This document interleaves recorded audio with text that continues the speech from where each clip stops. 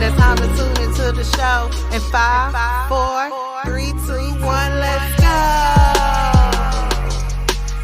Let's talk respect. Let's talk respect. Let's talk respect. So I want to definitely welcome back Jern back to the show to continue his interview, part 2 on the Let's Talk Perspective podcast. And so we're just going to jump right into it as I stated. So let's kind of talk a little bit about your booking and management and some of the bands and stuff like that you dealt with at Club Summer. Yeah. Right? Yeah. Okay, perfect. Yeah. So you can just tell us a little bit about that. You did say you did a lot of management and production. Does that mean you were kind of like in the studio with some of these bands? What are the name of some of these bands? So let's just kind of talk about that. Well, we'll kind of rush over the how I got started. Is back in '89. I was managing a few bands. I got to give them a shout out because it started with a band called The Ninth. And, I was working with Short-Lived, Struggle, Missing Children, and Psychic Dykes, and they were all kind of eclectic, but it started at Wiener Schnitzel. I worked at Wiener Schnitzel with some of the guys in Short-Lived, and then because of that, I ended up working at a club because the owner, it was a dance club, and he had done a couple shows, but it wasn't really picking up. So he was looking for artists, and I was able to slide in as an artist because I've been an artist that we've talked about. But because of the fact that I knew The Ninth and I could possibly get them to play, I was offered, hey, we got this downstairs space. It's called the Dungeon. And I was asked if I could put a show together. And I'm like, yeah, I mean, that's right up my alley. So me being, the punk rocker and like, okay, I have a place now. This is kind of like a real job, but I'm still kind of free to do my own thing and be artistic. So I slid in and started booking shows. And I would kind of pseudo manage, but mainly as the years went on and I was doing bigger and bigger shows, what I was more like was a mentor, and I would kind of teach people how to manage themselves as a band. And I was just trying to, for lack of better terms, just be there in any capacity. As, mind you, I started this when I was 21. So as I was maturing, as my skills in management, as my skills just being a human being and dealing with a more conventional world, for lack of better terms. I'm still a crazy artist who loves Halloween, loves everything scary, and so I had to assimilate into this world, right? And because of the fact that it's a music club and the bands that we're doing is mostly local, but I'm able to start bringing in bigger bands. This is when it starts getting fun. So the quick story, the best one, I think, is I was in my closet one day and I'm drinking. I always drink cheap beer. So I'm in the closet and I'm organizing my shoes and I'm drinking. I'm probably just drunk and doing stuff just to be creative. Couldn't afford cable or a TV, My friend calls me up and says, hey, I got this band. They're from Berkeley and they're called Green Day. Would you be interested in booking them at the club? So I said, all right, well, just send me a demo. I'll check it out. And if they're any good, I'll find a place for them, because that's the way it was. I'm like, I don't care. I'll find a place for you. We all know that Green Day is huge now. But just the fact that being in there and it like literally in my closet getting this call. And mind you, this was probably 92. Maybe 93. I would have to look at my books. But so bringing them in kind of put me in the status of kind of knowing what I'm doing, getting credibility. And it just kind of grew from there. The club started getting more momentum. And so eventually, because of that, we were in downtown and then we moved to another location because the city kicked us out. Oh, wow. Why? They were trying to gentrify downtown San Diego. We got the rock club. I mean, we made, there's some bands that, became huge rock stars, but then there's other bands that were still in the stages of growing. And because one of the things that we tried to do is if you played the dungeon for me, you had to bring 100 people. You bring 100 people and you can go up on the main stage and we book you with a main stage act such as like GBH. Green Day quickly ended up upstairs. Local bands here, Unwritten Law, Sprung Monkey, Buck09, Ghoul Spoon, who now the singer of Ghoul Spoon is the singer for Smash Mouth. A lot of people cut their teeth, and we tried to, especially me, because I was the owner, but me, I was trying to teach them how to promote themselves, how to be a band. Right. So that's where kind of managing and all that, it was an all-encompassing thing. I had the club, I had infiltrated, I'm a punk rocker, I'm in this place that I should not be in at my age, right? So everything is really exciting. We have everything from death metal to ska. Every now and again, a local promoter around here, Makeda Dread, she had brought in some reggae acts. So we had like Yellow Man play. HR did his reggae band. I think we have Peter Tosh. The list is just incredible. The amount of artists, because we had established ourselves in this dirty, gritty, almost Thunderdome location as a fort. Oh, so Stone Temple Pilots did their video there when they just started taking off. And Oasis, when Oasis was called the Next Beatles, their tour, they went through our club as well. So we had established ourselves as a punk rock club. Right. We had the scary element, right? The skinheads would come through and try to cause a muck, but it's pretty well regulated because we had some very, very large Samoans who did our security. I mean, and the most sweetest people you would ever meet. 400-pound guy that would just come up to you and give you a bear hug, and he's not crushing you, but you're like, this giant man really cares about me. He cares about the club. He cares about the scene. Things like that. It's just amazing. So it sounds really scary, and it was at times to be there, but yet, as we eventually went from 18 and up to all ages, it was the place to go. It was the place to play. So how large was these crowds? Sounds like they got pretty large. So where did you start from crowd wise? Where did you end with that? So downstairs was, if I remember correctly, it's probably just under a couple hundred. But the floor, I think we were capped at 1,000. But we would pack it in. Like the Dead Milkman played, and I think we had 1,200 consecutively through the night. Oh, wow. People would leave, and then more people would come in. So we would try to cap it realistically around 1,100. That's what happens when you work for someone who kind of has some clout in the corporate. Yes. He could kind of grease some palms and, okay, fire marshal, we're literally, there's probably only 1,000 people in the building sort of thing. I didn't get into that because back then I had tons of piercings and I wasn't as tattooed. So, and I had a mohawk like now, but it was always some color. So I wasn't the face for the public,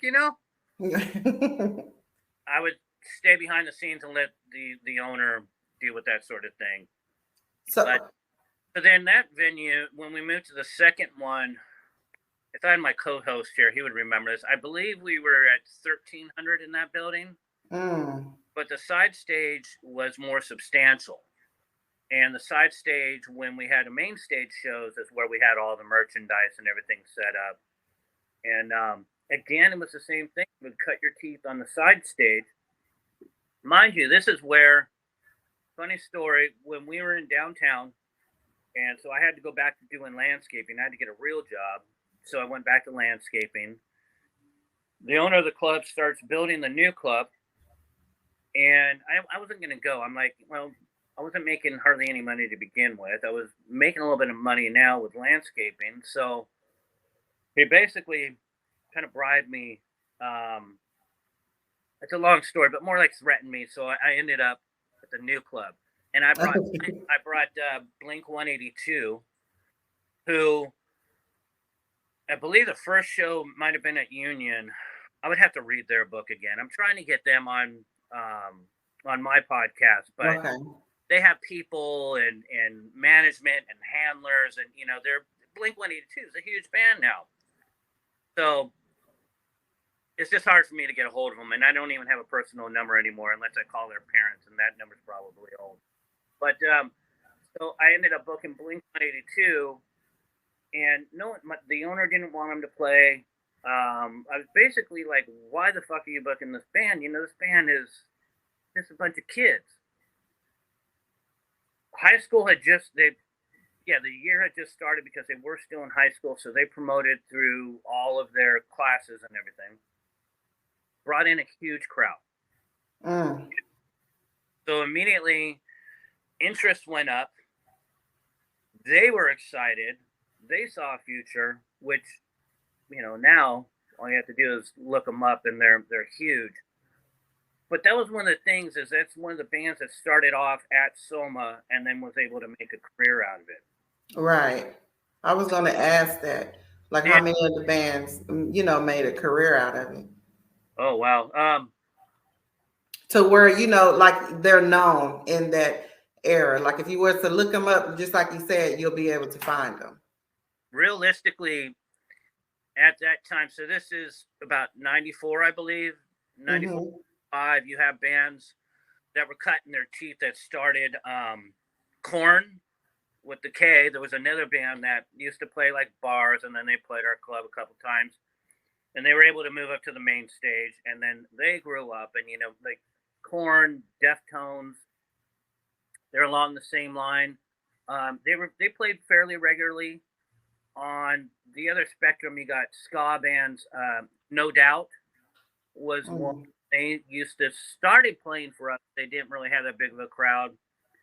A fun story is Tony, the bass player, he was talking to me at one time that they were playing, and he's like, "Yeah, I just want to go on the road, Germ. I got to get on the road," because he and Glenn had split up, the singer, but they were still in the band. So he's like, "I just want to go on the road. That'll keep us busy, keep us writing music."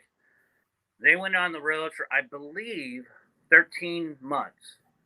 When they had come back, they played again for us. And I said, "So, Tony, how's it, on the road?" He's like, "Germ, every holiday, birthday, every celebration at all, we're on the road. I just want to go home. I want to be at home for a little bit." I'm like, "Well, you guys are huge right now." And this is right when they started taking off. There's other bands like POD that started off with me. Then they're still another huge band. Unwritten Law is another one. Bucko 9 still plays quite regularly. I actually just interviewed Jeff from Bucko 9 2 weekends ago, which will be on my podcast in a couple of weeks. Okay. Realistically, I mean, the list of bands that came through and played and ended up doing really well, like I said, Zach from the band Ghoul Spoon, and then he did Divided by Zero. He's now the singer of Smash Mouth. So that isn't the band that I would want to do, or the career choices that I would want to go, but for him, he's the perfect fit. And he's just that to me is a success story. And me, realistically, is being able to sit here and talk with you and to be able to still work with people as I do, which includes I'm starting to book shows again, and that to me is success. Yeah. So, but as far as the band, it just realistically, if you look at any 90s punk rock band, they probably came through and played for us. Some of them would have started off with us. There's a couple that I didn't do that I kind of wish I would have done. One of them was Jewel. Jewel, heard of Jewel, I'm sure. The folk sort of guitarist, singer-songwriter. Maybe, because I like guitarists, but yeah. He was really, really hot for a while. And then it kind of died off. But, she made a really good career for herself and is still out there doing her thing. I passed on that because I didn't think that a singer songwriter with a acoustic guitar would do well at the club where what I was doing. Unbeknownst to me, she ended up doing very, very well shortly afterwards. So I dropped the ball on that one. Wait a minute. What you said? Okay, so was that a female artist or a male artist? Female. Oh, so okay. That's what I was trying to figure out. How you say female? Yeah, she's known for. I think she did kind of a yodel type singing, but she ended up doing very, very well for herself. And but mind you, at this point, this is we're almost 30 years later. Mm-hmm. But, I've seen her name pop up here and there. But if I would have jumped on that bandwagon, it would have been. Well, she would have made a career anyways, but it would have been interesting to do the show. Right. Because I've been known musically myself. I'm known for doing kind of different avant-garde, sort of artsy projects. I like to push the boundaries of what is music. Also, as a stage show, I like to push things a bit. I like to give you a show. If you're going to be paying $5 to $20, whatever it is, I like to give you a performance. So I like bands that do that as well, and I like to give them a chance. Right. But you know what? So do you? Because I know you sent me some stuff. Do you have like a video? Maybe you could send me of a performance you put together back then. Probably it might be difficult, no, because it wasn't as big as recording is now, Yeah. But I'm curious to know if you do have one, maybe that you put together. I think, I'm trying to say, I have 3 projects, 3 different bands that I did that I could probably, well, one band, I'm not sure if they're still listed on YouTube, but I'm not a video guy at all. Yeah. And I mean, I have a few pictures, but one thing I do remember from playing is there would be at least a couple, 3 people taking photos and doing video. There are some things that I'll try to send some YouTube links. Okay. But yeah, I was never that savvy with any of that stuff, even though I know that it's been recorded a lot of times. And then, nowadays where kids they get it on their phone and it's so much easier. I just got a Tascam recorder so I could start recording band practices because I tried to do it through my phone and it almost blew my speaker on my phone because it's so loud. We play in the room that I'm in right now. And then I tried to use one of my podcast systems, mic in the room. And for whatever reason, it just wasn't picking it up. So I still remember boom boxes, Yeah. Oh, yes. Take a boom box. As kids, we would take a boom box with, Black Sabbath or something, and we would go to a spot, a bank, and we would blare it. We would run out the batteries that day, just having a skate session, skating wherever we were. So luckily, I had friends whose parents were able to afford that many batteries. But yeah, I'm just. It was a lot of batteries. Right. Yeah, it was a lot of batteries. The big ones too. Yeah. The e-batteries, got to get 8 of them. Mm-hmm. And then of course you got to have it up on your shoulder because you can't hold it because your arm's going to break by the end of the day. So you put it up on your shoulder, and then you can tell who was carrying around the stereo all day because they're walking around. You're right. It's just like to see, but those were the good times, though. I will say that. Yeah. Definitely enjoyed the scene when I was coming up in that time era. Obviously technology has advanced so much now, but I think those were still better times for me. Yeah. Anyway. Yeah, because I understood it. I could grasp the concept.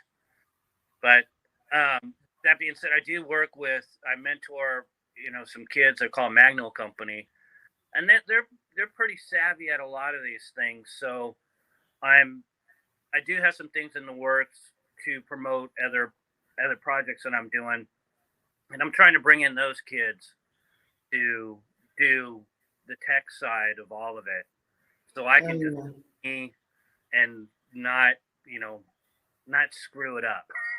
So Well, let me ask you too. So, because I think I did have something, but I did see that you mentored, and I think the thing I was going to ask you is how different is it from, when you were coming up on the scene and into the punk rock to now with with the people that you're mentoring or the younger ones that you're mentoring. What is the major difference when it comes to that? And do you feel like that you are equally learning from them of what you're trying to teach them? You know? yeah, um, well, I guess I'm always learning. What I think more than anything, what I'm trying to do is teach them the way that I had done it and things that worked for me, but also leaving that it's not my way or the highway mentality All because right. of the fact Yeah. that things have changed so much. So they're able to adapt with, I would say, kind of my outline. Um, so yeah, I would say it's probably a 50-50 give and take of learning by mentoring because of the fact that I do want to stay relevant and I do want to be able to teach another generation. But I have all the knowledge from all the bands that I know from literally, thousands of shows that I've done. But because things have changed, I get to learn what works for them now. Um, Right. so social media really works. Um, just and it's funny because one of the people that I'm working with, we started a little coalition. Um, Nikki Royster from Wabash Cannons. It's a punk rock band. She's around Mhm. my age. And then John from another local band called Beta 7. He's our age as well. So we started a coalition to start booking shows. But John is also mentoring a. I'm interviewing him, Brock. I'm Mhm. interviewing him in a week, and he's a young promoter, 20, 21 maybe. And the way they do things is all on social media. We're back in the day, if you think of Hollywood and the 80s hair scene, you'll see pictures of like Motley Crue or Poison, and they're putting up flyers on all the poles. That's what I did as a kid. Well, in my 20s, you flyer everything. You wheat paste, you staple, you cover the entire city with flyers wherever people are going to be. Now it's done on social media. I'm just learning about reels and short takes that you can put on Instagram and YouTube and all that stuff. Right. But for me to be able to drive that and do it myself is no. I'm the personality. I'm the one that will, explain how much better it is that you're not putting flyers up for hours. Um, so yeah, I would say it's a 50-50 give and take. You know, Mm. for anyone to mentor, I think you need to be open to new ideas and the new ways. Otherwise, you're just pigeonholing yourself as nostalgic, and you get old, right? If you're not learning, basically, Yeah, that's good that you're open to that because sometimes people are kind of stuck in their way and feeling like it's just that way or no way. yeah, Um, I, and I feel like you miss out on opportunities when you do yeah, that. Is I what I feel. completely agree. Yeah, Yeah, so that's good. You mentioned you had an apprentice. You named him, and I thought I had wrote that down, but I don't see it. Hold on. Oh, Ryan Dennis. Who is that? yeah. Ryan, he's with Magno Company, and he's okay. I believe he's 22, Mm-hmm. and when I started working with Magno, basically, depending on which meeting we had, it was during COVID, so we would meet outside, and we would meet in my backyard, and there might be half a dozen people, and then once things started to lax and we started meeting more in my living room, and there might be like 10 people, and we would just kind of have like a general meeting about what was going on and what they wanted to do, any suggestions that I had, but basically just I would try to hear from them what they were Okay. do, and then apply whatever knowledge I have, but also kind of, like a big brother sort of status mentor. But Ryan stuck out. So Ryan had these ideas. He was doing a promotion for a local band, um, Audrey and the Sound Gallery was what it was. So he came up with this whole concept, and he's like, I want to film this. Can you do this short bit? Can I use your house to film some stuff at? Because fortunate for me, I have a really good view of the bay. So it was a whole promotional video, and everything that he started doing, I could tell that he just had like an edge and a creativeness, and he could put up with my frantic just ideas, and I can rant, and I'm long-winded. But he, eye to eye, I could tell that he was listening, he was taking it in, and he would try to apply things. So the more we just worked together, I'm like, okay, well, Ryan, you're my guy. I will teach you everything I know, passing you the torch, and let's just do this. And luckily for me, his parents had basically grown up at my club and been to all the shows there. So when I had met them, it was kind of, they've got to meet me for the first time, and it seems so weird, but it's because it's very humbling how much they looked up and respected me, yet I'm working with one of their kids. And so it's one of those things in the punk rock. It's like any scene. You get to meet, if you get to meet your heroes and they end up being assholes, you're like, well, this sucks. Yeah. Experience. But me, I find it hard to believe that I'm that person that's looked up to that much. I'm just a dumb punk rocker. I'm an artist. So just the love that I got from them, and made it so much easier to work with their son, because I could see the roots, and he basically kind of grew up knowing who I was, but didn't know who I was. Oh, wow. Okay. That respect thing is already built. Mm-hmm. So now I live up to that, To me, I took it to heart. So, but he's definitely, he's taken the torch, and he's doing some really, really amazing things, and he's still really creative, and he understands all the new technology, which is fun for me because I get to learn from him. Right. So that's kind of how that came to pass. But he is the one, I guess, in a nutshell, has showed the most, not respect, just the more interest. Like he was more interested, or and it was a spiritual thing. When you know how it is when you meet someone, you're just like, yeah, I connect with this person on all sorts of planes. Okay, right. And that's what I get from him.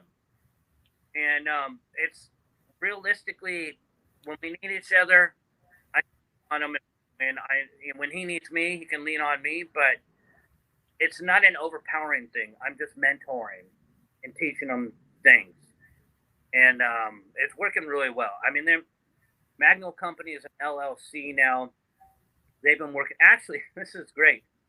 I have people that are starting to reach out to me that are finding me again for the first time in 20 to 30 years. And one recently said, hey, my son's got a band. I was wondering if you were booking any shows and if you could help him out. And I go, yes, and yes, and yes. Number one, thank you for finding me again. I was totally stoked. This guy, Al. Brilliant lead singer. Such a great guy. So his son's got a band. I let my collective know, my people, and then I told Ryan, I said, Ryan, here's a new band. Can we fit them in? Can you find something? And because they're doing shows all the time, they're doing house parties. They rent out places to do shows. He's like, yeah, absolutely. So I'm able to pass that down, Right. keep things going. And I have other avenues, which is funny that this just came up. So I brought in a guitarist for another one of my bands, Cementerio, and the guitarist, his, I think is it's either no. So his man is again, I think he's 22. He's living up in, oh God, I'm trying to remember. There's so many different people and so many stories. So he's up, Yeah. but so he books for this collective down here. It's called the Shea Cafe down at the college.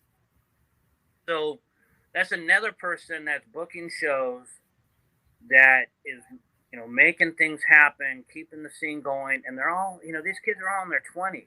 So basically doing what I was doing in my 20s, they're doing. And I have the in to that club because my guitarist that is officially in this project is involved with booking shows there. So again, that's another outlet for me to use. Right. And the youth right now in the scene there's a lot of things, when we talk about punk rock and how scary it is. And again, I apologize for being so long-winded, but you got me thinking about all this. Oh no. Take your time.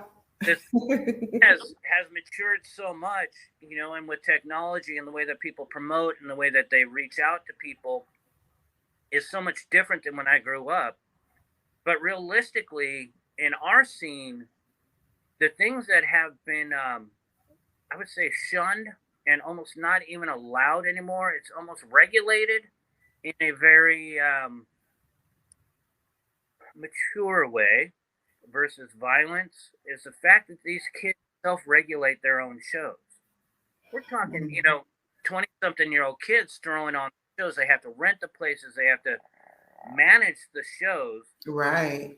And they're able to do it. And the bands that they're bringing in are more eclectic. I mean, you got some of the punk rock stuff, which we'll get into later, where some of my peers are getting back into doing shows. Are getting back together to do shows. One of them is a possibility, and hopefully by the time this drops, will be the singer of another one of my projects who hasn't been on stage in at least 20 years. So if we bring him back, it's gonna be good. But these kids, there's kids doing jazz, freeform jazz. There's kids doing your traditional pop. Punk rock has become basically like a label and a household name now. But these kids are basically playing, rock and roll, but they're doing it their way, and they're doing flair and their own style, and a lot of the I would call the labels of society are being broken down. Very LGBTQ. God, I hope I said that right. Friendly. I think so. Anti-racist. The politics are there, but not really. They want to break them down. So, at least in the scenes that I've seen and what I've been involved in, some of the styles are coming back. So it's a much healthier environment for these kids to learn and grow and to become artists. And not all these musicians end up staying with music for the rest of their life. Right. Some of them, like, they'll reach out to me and, I had the greatest times playing the club and thank you for those times. And I'll ask them what they're doing now. But some of these are in the corporate world. Some are still doing artistic endeavors, but it's just that moment in time and playing the club and writing music. It has so much importance to them that it's like, just it makes up the fabric of who they are as a human being, which is just amazing. Right. So, and being able to see the second generation. Let's see there. My daughter is going to work, so that's the. But yeah, it's really incredible seeing, because there was such a gap for so long, and COVID had really kind of slapped everything down. The creatives. there's groups on Facebook that are, we're studio musicians now because we can't go out anywhere, but we have to figure out how to make this work. Right. And the kids are like, "Sure, I'm going to wear a mask. We're going to figure it out. We'll meet outside. We'll find a way." And they just threaded through all of it because they don't have all the insecurities that you get as you get older. Right. In a sense, now the more I think about it, I think that's what got me so fired up to be so motivated to get back into it and to promote and to use my knowledge. So, yeah, I think I definitely would agree that the younger generation, which is what I admire about the younger generation, is they do seem to be more courageous and obviously more full of ideas, and I think when you get the younger generation that's focused on something and they're really feel like they will encourage you, or they're really going for it, they're making the moves to do it, and when eventually, I don't know what that was, eventually, push you into that direction too, if that's the direction you're already going in. It's just like the energy, maybe, yeah. and kind of feed off of it. They inspire, and it's almost like a warrant to, okay, well, they're doing it. It's like anything, realistically, I would say in the art world, but especially in punk rock, because punk rock, as we touched on this earlier, but it's always kind of got a stigma of being, dark and evil and crazy and things like that. And realistically, it's because of the reason that the early punk rock here in America started off just out of, I would say, a boredom. Excuse me. In the basic, it kind of started in the '60s when rock and roll. You got Elvis, Jerry Lee Lewis. Oh wait, so Elvis Presley? Yeah. Oh, so his music is considered what, rock and roll? Yeah, rock and roll, definitely. But I thought it was like pop or something. So he's considered rock and roll. Yeah, and Jerry Lee.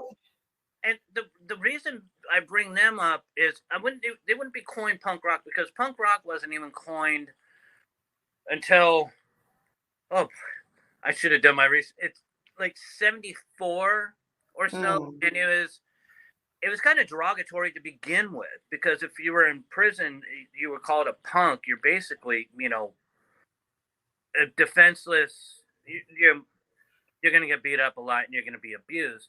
Right. So it started from derogatory, but the rock and roll, it started off as being evil. It was satanic, and it goes all the way back into the blues where you have this is my bad. Crossroads. I cannot remember his name. The blues guitarist that had supposedly sold his soul to the devil because he couldn't play worth crap. And then he kind of disappears for a while, and then he shows up again. Robert Johnson, I know someone will correct me eventually, but so the idea of rock and roll being the devil's music, it found a home in punk rock and especially in metal. Metal in the '80s there's a lot of bands that utilize that imagery to define themselves above punk rock and to be different. But punk rock came from the ideals of, like Elvis Presley, pushing boundaries. Jerry Lee. Because isn't it okay? So rock and roll obviously came first, and punk rock is like a branch off of rock and roll, right? But what's supposed to be the difference? Well, so in America, basically, I would say a lot of it started on the East Coast. It became harder, a little bit faster. Okay. In a sense, it seemed more toned down musician-wise. But to be able to play simplistic, if you look at blues music, because blues is the origin of everything. But so when punk rock started, before it was even coined punk rock, you got bands like MC5, Television, and then eventually the Ramones, which the Ramones kind of put a stamp on everything and said, "Bam, this is, a minute-long song. we're taking an old rock and roll song and we're playing it super fast, super sloppy, because that's the angst that we feel. And that kind of became the outline of what punk rock would be, is to be a little bit different, to be yourself. Okay, right. Is poppy and carefree. It was on the edge, because of teenage angst, the same as say hip hop, which I'm hearing a lot coined these days from a lot of punk rockers and noise people, even metal, because hip hop is basically saturated all the music community. You can Mm-hmm. have like extreme hardcore punk rock looking, someone like me with the big red mohawk and covered in tattoos like myself, listening to some of the most obscure hip hop with the same just love and respect as they would something they would create themselves. So hip hop, in a way, has been coined a lot lately as another form of punk rock. Punk rock has become more like an adjective for a lifestyle, um, a way of expressing yourselves against the norm and not taking pop sensibilities to be creative. So Right. it's, I guess, punk rock in a nutshell would be, again, it goes back to art, and punk rock is actually just the label for the music. I mean, we're punkers, and then it got called, we were basically called punks in the early '70s, and then the music is punk rock. But the Right. idea behind punk rock is to be able to do something outside the box, outside the norm, and push boundaries. You get Iggy Pop with the Stooges, another huge influence on myself. Um, but I mean, you can look at someone like, this is kind of on the opposite side of the spectrum, but you got someone like Trent Reznor from the Nine Inch Nails, or Marilyn Manson. Like, I have a funny Manson story, but Marilyn Manson is extreme. He uses kind of the occult and those other visuals to push it. Yes. I think And he probably um, carried a lot of the narrative, or yeah, was related to a lot of the narrative of the darkness to punk rock, yeah, because of the way he made up his face and different things like that. So I definitely know his name, but not for good things, yeah.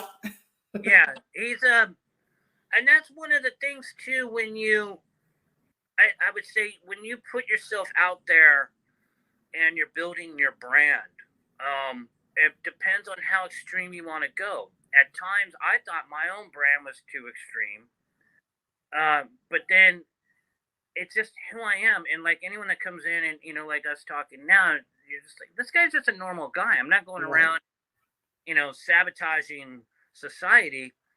Artistically, when you're on stage and you're creating your form, it's like Stephen King writing his stories. Right. It's Anne Rice. It's an art form.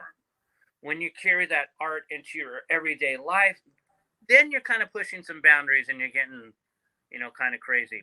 Unfortunately, with a lot of people in music, drugs and alcohol, for whatever reason, end up being part of their persona. And sometimes some of the things that you're into, how kinky they may be or how weird, when you're in the public's eye, everything's amplified. Yeah. So, people like Marilyn Manson, like, the one time that this is so funny. To me, I find it hilarious. So, he played the club, and to me, it's just like, oh, okay, because I like it. It's all dark and Right. Halloween based. It's Nightmare on Elm, not Nightmare on Elm Street. Tim, um, oh, I cannot remember the Jack Skellington and all that stuff. Well, nonetheless, so to me, it's very Halloweenish and it has that feel with Manson. So they're all in the dressing room, right, getting ready to go on stage, and they wear latex and leather and all that. And the inside joke to that is, if to get that stuff on, because you have to have it properly dry cleaned. Mm-hmm. Kind of hard to get on, especially when it's skin tight type stuff. And you've seen the makeup and everything that they do on stage. Yeah. You have to use talcum powder to get your clothes on. So I've never told. I go into the freaking dressing room because at the shows at the club I was always backstage. I managed backstage, so I managed all the bands. I made sure the show went on time. I made sure bands got off on time. I made sure the bands were taken care of, and I'm the voice of the back of the whole production of the shows. I go into the freaking dressing room because I like to go in and clean up or whatever, just as a host of any party would. Mm-hmm. The whole damn dressing room it's in a cloud of talcum powder. And if I would have put a fan on in there, it would have been like a snow blizzard. Just, you wouldn't been able to see anything. Literally floor to ceiling covered in talcum powder. And of course it smells like people who've been touring for a month. And it's the funniest thing because these little inside notes to what's going on, all the production of the stage and everything. Mm-hmm. There's a lot that goes into it when you do your stage show. And they had, I've been doing this for years because I'm into Halloween stuff. So you take the traditional baby doll, and what they would do is and Korn was another band that did this, and they would either spray paint them one color or do makeup on them. Manson had forgot in the dressing room a Barbie doll that with electrical tape made fishnet stockings and did it all up like this gothic Barbie doll. They probably manufacture them now. Yeah, they probably do. But Manson forgot one of those backstage, and then another bigger baby doll. And I was like, oh, cool. We make the same sort of stuff. But, when you talk to him, to me, I still call him Manson, but it was just Brian Warner. That's his original name. So they're just people, they put on this persona. It's like Alice Cooper. It's like Ozzy Osbourne. It's like Tupac. It's anyone that has a stage persona, that's them on stage. But in reality, when you talk to them, they can be the most humble, kind-hearted, just great people. And that's just the music business. That's realistically any artist. Yeah, I was going to say that. Some will take it to an extreme.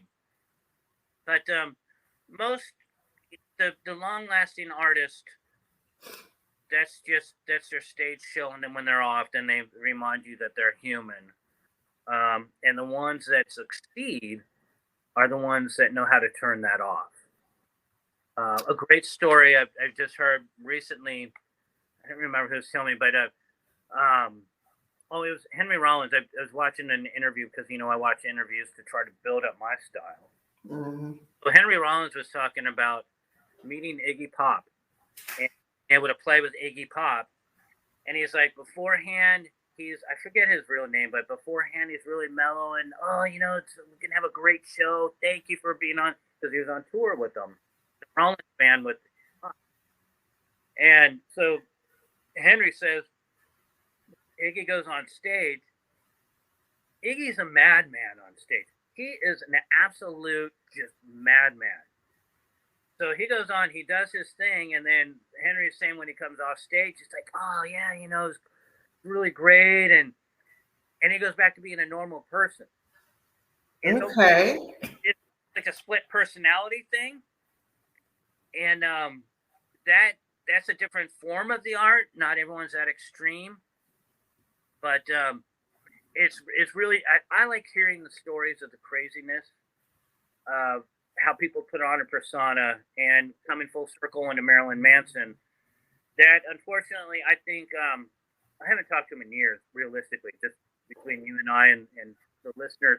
But he started to become that character, unfortunately. And when you're in the public's eye, the public can be quite ruthless, and they'll go after you. And I think yes, realistically. But so I'm curious now because yeah, so basically everything you're saying definitely I can definitely relate that to you can relate that to any genre of music, especially in the hip hop. You know, we have now with the way music is going and what they consider to be hip hop and rapping now, to me, is all a gimmick. You know, everybody comes in, they kind of sound the same, they talk about the same things, and it's because it sells, it makes money. But a lot of times, these people don't live this life. Now, it is some that do, but Yeah, a lot of them don't, right? And so, as I'm listening to you, it's definitely connectable, and it's definitely giving me a different perspective when it comes to punk rock and obviously rock and roll or whatever. So very informative. But the question I'm wondering now that popped in my head, and I'm gonna get your perspective on it, is so when they do come in, right? When artists come in and kind of, you can kind of say they're kind of feeding into the gimmick, kind of, or whatever it is, whatever could make them successful, or whatever, because it's different from the lifestyle they would typically live, right? So, do you think that eventually feeding into that gimmick does kind of spill over in their real, their real life? yeah, Do you think maybe that could have been the case for Merlin? Like, what is your perspective on that? yeah. I do, especially I would say more in the pop culture. Anyone that's in the mainstream music business, personally, I would say yes, it does affect them, their persona, because people, when you meet people out, as we, well, I call it out in the wild, your persona is, if people only know you from being on stage, and especially the people that have reached that level where they have that sort of success, you, Mm-hmm. you have to bridge the gap between your stage persona and your lifestyle, because your lifestyle is going to be watched just as much, and you don't want to seem fake, because the hardcore followers will basically go with whatever you are. But I see in the more metal and pop and hip hop and all this, I would say mostly in rock and roll genres and hip hop, less than punk rock, because punk rock, not many people will put themselves out. It's kind of a lifestyle choice. Like, Right. not money. I'm not. Um, I don't. I don't gauge my worth in society by my money, by my fame. And a lot of true punk rockers are. It's just a lifestyle choice. So it's easily to just traverse in life, where when you become like mainstream, you kind of have to be that person all the time for the public. Mm. When you have paparazzi following you, and especially, this is the main thing too, with more success, right? So Right. you're gonna be on the road more. You're gonna be doing more interviews. You basically, when a band tours, and once you reach that status, you're at the point where you're kind of owned by the public. So when you get home and you're not on tour and you're not in the studio writing, then you have more time to be with your family and to be yourself. But that downtime means that you don't have everything constructed for you. Because a touring band, if you show up in whatever town, say you're in Tacoma, Washington, you might have to start off the morning at 10 a.m. The bus pulls into town at the venue. You might be shuttled off to do an interview at a radio station for the morning show. You might be able to have a little bit of time off for lunch. And hopefully, your runner on the tour is doing your laundry.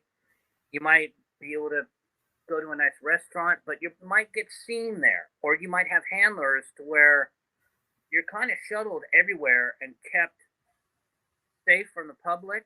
And then you might have another interview. And then you have to show up for sound check. And, Right. then you have downtime where you can have dinner and then you play at a certain time, but you might have to do another interview or you might have to do a podcast. But everything's constructed for you. So to deal with that, a lot of people, their persona on stage will end up being who they are. They might, if they're talking about doing drugs and drinking a lot, they may end up doing drugs and drinking a lot. Mm. Anxiety, depression from being away from your family. It's a harsh life, and that's why I never want to. Yeah. You know what I mean? So yeah, I do think that your inner demons are more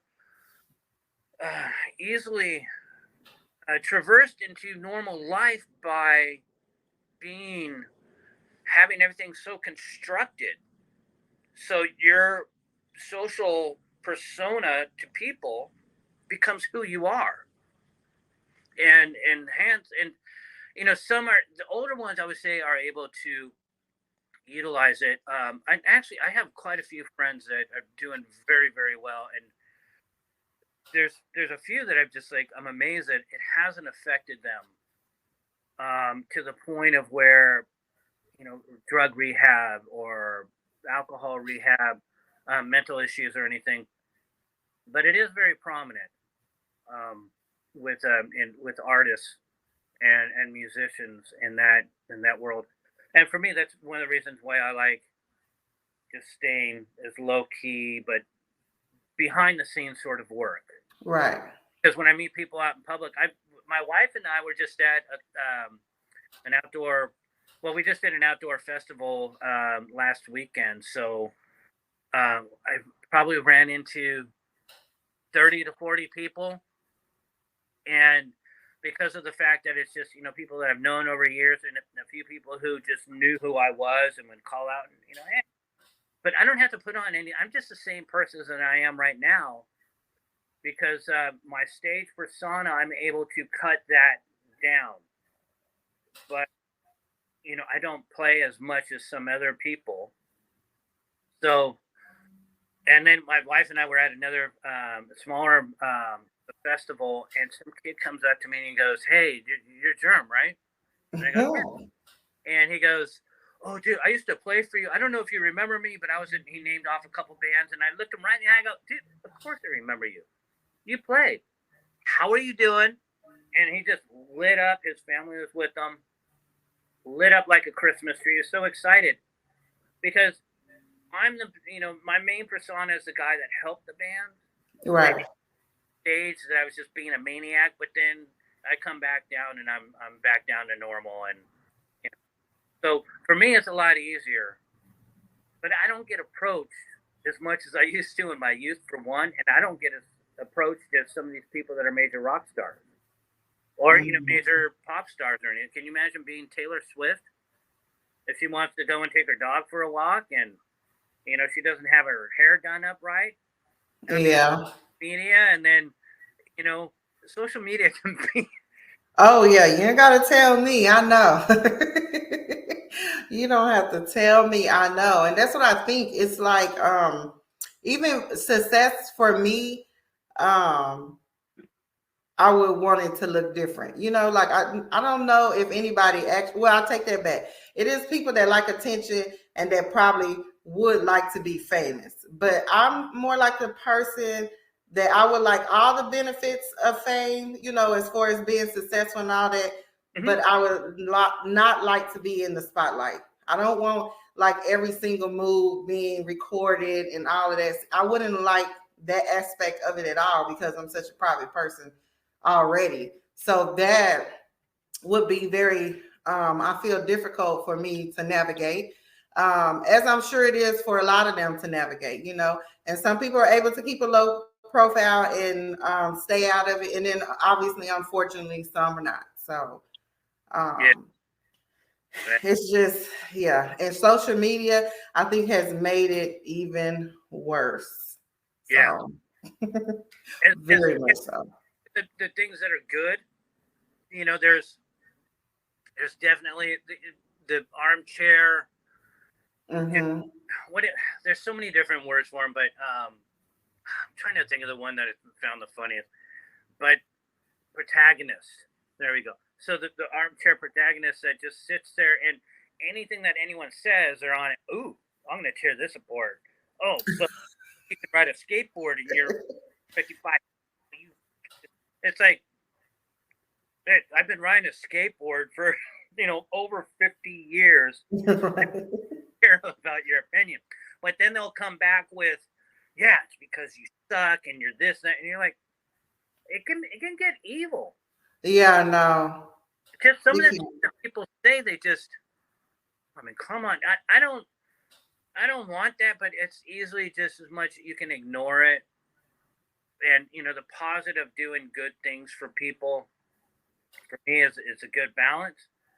But I'm with you. If my face was plastered everywhere and there was memes, and I mean, I don't even have a Wikipedia. Most of my friends, famous friends, they have Wikipedias, and it's just it's I can tell, like, when someone comes over here who's so well known and so well loved, they come over here and they're like, your place hasn't, you've not changed in 30 years. And it's like, well, what you can do, you know? A great aunt, she grew up in China, but she was Russian, and she had this crazy accent. And she would just say, because I talked to her about when I was raising orchids for years and years, I raised orchids. And so we would talk about my art and everything. And she would say, well, what you can do. So we still try to carry that tradition in her honor, because it really is. What can you do? I mean, when you find yourself in a place of success, you're going to have to deal with a certain amount of just societal, just ridicule, and Yes. then, especially as, again, coming full circle on it with punk rock, some people just think it's such a crazy thing that we're this, that, and the other thing. There are some punk rockers that fit a lot of those stereotypes, but it's just kind of like a mentality. It's like I said, it's become an adjective. Right. I'm born on Halloween. I like scary stuff. I like scary movies. I if we had another 3 hours, we can go into all the depth of all the different things that I don't know, so much explored in my time. But coming to the stereotype of, if you're a punk rocker, then you're going to be this type of person. Some of those stereotypes are really, really hard to break, and Yeah. society likes to hold on to labels. You know, so hopefully this will bring a couple other people to the dark side. The dark side meaning you can be what you want. It's just an expression. It's a lifestyle, and it comes from being rebellious against things that didn't seem right in a normal society that could, function within society. A lot of it, like in England, it had started because of, I believe it was '76. There's hardly any jobs, so therefore, like in New York, you'd see pictures of old days in New York where trash is just piling up because the sanitation workers weren't working because they're on strike. England was a mess, and the youth had nothing to do. They called it being on the dole. They didn't have jobs, so they didn't have anything to do. So they rebelled against society falling apart. And I like that style. I have a couple leather jackets. I have a mohawk. Actually, going to color. I should have colored it so I could show you, but I like red mohawk. But those are just, I'm going to call them badges. It's just personal preference. It's something that I feel comfortable in. Right. But that fashion came out of Vivienne Westwood and was pinned onto punk rock because of the style of the people that wore the clothing, the movement of, we want jobs, we want to have a future. And then also you can bring that back even further to the industrial ages, where Black Sabbath came out of in the early '70s. I believe '69, they went from Earth to Black Sabbath. Again, someone will fact check that, but because of the Industrial Revolution going on in Europe, and the machinery, and everyone worked at mines, and they're working, these gnarly factories. That's the basis of the sound of the music was the sound of the machines. Basically, the movement came out of society and the oppression of society, hence why it becomes political. But here in America, it was just, again, youth revolt, just like hip hop. And it's a youth revolt that started to gain momentum. And once you reach out to more than people in your inner circle or your neighborhood, other people start to relate. The next thing you know, wait a minute, there's this whole generation that you can relate to that are going through the same problem. Right. And where punk rock, we were being called punks because these bands, short songs, fast, not even that aggressive. Aggressiveness came in much later. But it was just surf songs, 50 songs, bebop songs, done really fast for the scale and timing of what they were done before. And then people started writing their own music mixed off of that. Everything is generational, and like a snowball starts to gain effect. Right. Within that, that's where media started to take over and started to say, well, these kids are safety pinning their clothes together, and they're writing, they're making their own clothes, and they're writing things on their shirts. I grew up very poor. I had a skateboard made from a plank of wood. I would get hand-me-down skateboards. I had to learn to ride skateboards with half a tail because I would get a hand-me-down from someone else because I couldn't afford them. Me growing up, a really good day would be somehow I had a couple bucks and I could go and get a 2-liter of Pepsi and maybe a bag of chips, and I would have that all day. So I would eat all day while skateboarding during the summertime, 15, 16, 17 years old. After that, I kind of had a job, and I was kicked out, so I had to build a life after that. But you grow up in the environment that you're in, right? And the music, the attitude, the strength of the community gave me enough strength to find the inner strength to do something with it. And luckily, again, as we were talking about, by the time I was 21, I had a club. I had someone that paid for it. And I could start booking punk rock shows. And I ended up booking, thousands of shows, hundreds of bands. And we just grew from there. And also along the lines, I will admit that media did its best to break us down and make us, an evil part of society. But that's what media does. They still do that today. Yeah. So, well, I'm glad you didn't fall into that hole. Definitely grateful for that. Even though people, I actually I met someone years back, and that was brought up in a time where it was real big on like racism and stuff like that, because you're going by what you're being taught, that for one, and then you're not really having the experience with those people or whatever to know that there's a different narrative, right?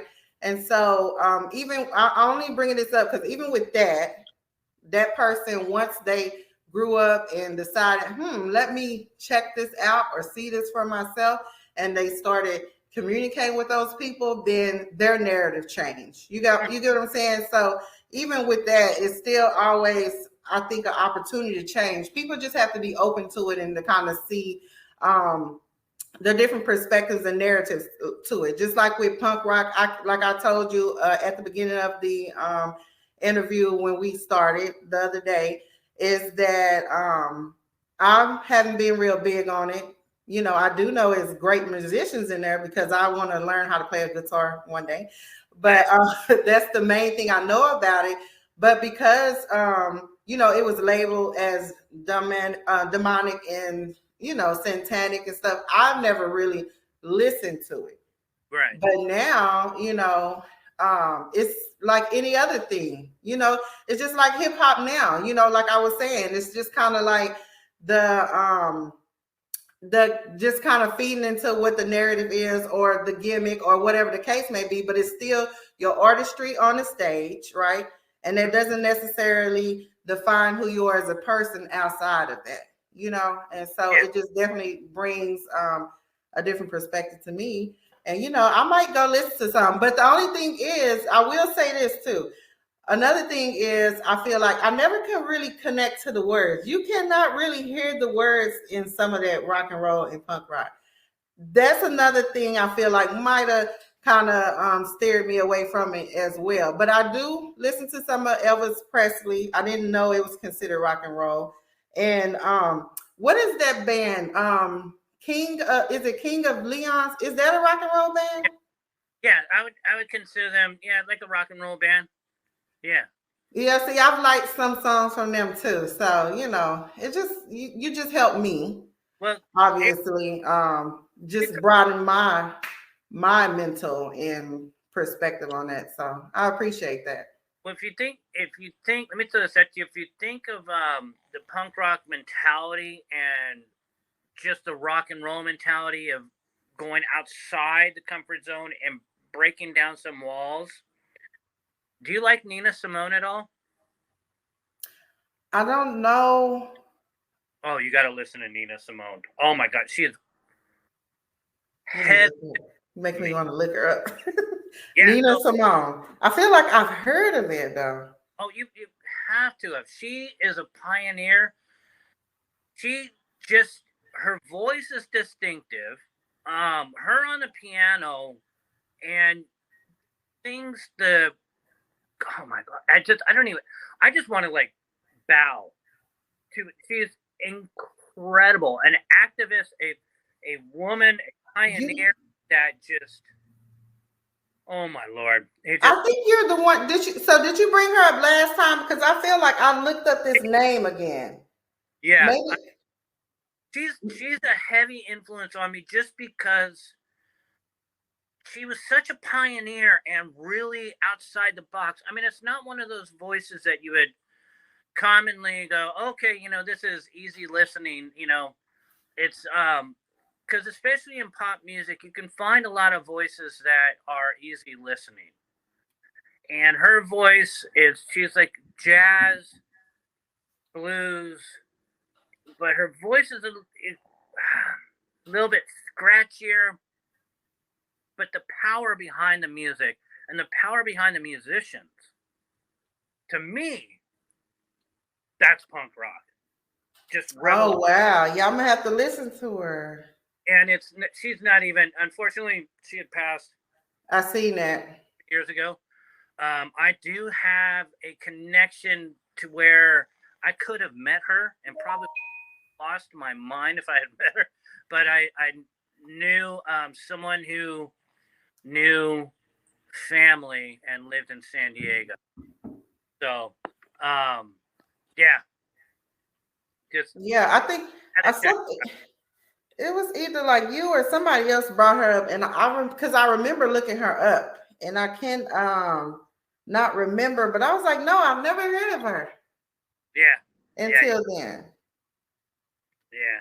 Okay, yeah, I'm gonna definitely look her up and kind of go from there. So, obviously, let's kind of talk about some of your other things you've ventured out, because you mentioned that earlier that even though you be like an artist, you usually, or a lot of them, venture out to other things. You've ventured out to a lot of things outside of the mentorship, and obviously you do your podcasting and stuff now, but you also have like your own business where you create your skateboards. You want to talk a little bit about that? And what was that? I was going to ask you something else, but I can't remember. So I know we do know that the name of your skateboard is Red Rum. We already discussed that, but you want to talk a little bit more about what that entails, or just not even just that, just all the other things you want to share with the audience of what you do, where to find you, just kind of like things of that nature as we wrap up, obviously. Yeah, because I'm at 90%. Yeah. Yeah, so I do red rum skates and I hand paint skateboards, and basically now I just do commissions. If someone wants a skateboard done with certain art, I'll do that. And well, yeah, let's run through the bands really quick. I got the Left Outs, Mm-hmm. which we're bringing in a singer who hasn't been on stage in about 20 years, I think. If he commits, it's this band is so good already. I'm so excited. So the Left Outs, I do have an Instagram for that. The Left Outs, Cementerio is another band where I'm working with a kid that I've known since he was 15 as a singer, and and also the guitarist is 18, so that's going to be more of an artsy, crazy sort of noise punk rock band. I'm also doing Deathiosaurus. Okay. And all these have Instagrams. Deathiosaurus is kind of it's going to be an ambient rock and roll. We're going to experiment with a few things, but it's a drummer that I've known that I worked at Wiener Schnitzel with them back. So we're going back to 87. I've known him a very long time. And I'm working with a group. We haven't come up with a name for ourselves yet, but it's a couple other old punk rockers and John and Nikki. And we're going to start booking shows and start promoting shows. So we're trying to bring back bands from our time as well as promote younger kids. My social, you can find me Facebook and Instagram at Germ Adams, and it's Adams with 2 D's, so ADDAMS. And I use that because, well, now the cat's out of the bag. I was stalked for a long time, so I had to go off of my real name. And we're going to end up eventually changing our name Adams because of my wife and my stepdaughter. We want to have a name for all of us that brings us all in together as one family. Okay. And so my art and everything and all my mentorship, basically, if you just follow the chaos at Germ Adams, I'm always up to something weird. I try to provoke people to question things around them. So I've been on this kick of vintage Halloween costume posts where you look at them and you're like, what the hell is that? But that's like total garbage costumes. Again, because I'm born on Halloween, I love everything about that. Right. And coming full circle on that again about the dark art, I like dark art. I like haunted things. I do things in that world as well, but it's not really as known. I do psychic work. I do cleansings. I do a lot of stuff in the spiritual world as far as understanding that, but that's a whole nother topic for a whole nother time. I do live in a haunted house. But everything holistically about what I try to do is just positive and to boost people to feel good about who they are as humans. Because I think if we all kind of respect each other a little bit more and spend more time to get to know each other, we'll find life is a lot more comfortable than running around just hating everything. Right. It's just gotten to the point where it's just out of control. Mm-hmm. So that being said, I do provoke things and I do use the dark side to help push my narrative. But once you meet me, I mean, once we become friends, it's family. I mean, realistically, we're family now. That's just bottom line, because any human could always use one more person that they can relate to and talk to, even if it's just a simple hello and a quick hug. To me, that's golden. Yes. And I've been fortunate enough to have a lot of people in my life, musicians and all different statuses of millionaires, crazy famous people. And when we get together, it's just, so you skate lately? Oh, no, I haven't. How about you? No. You write a new album? How's that going? Well, it's just like we never, that's the way it should be. It's family. Right. Bringing everything full circle, you gotta respect the people around you, and knowledge is power, right? Yes. So reach out, try to find out, what's going on in someone's head, because no matter what's going on, unless you can bully their minds, and once anyone can do that, then we're all screwed. But there is AI, so that's scary. But realistically, just, everyone's got something going on in their life, and just be a part of it. And so my social media, I try to provoke those things. And, if you can send me an email or whatever, you can find my email through my social link. And it's just, I do have a Twitter.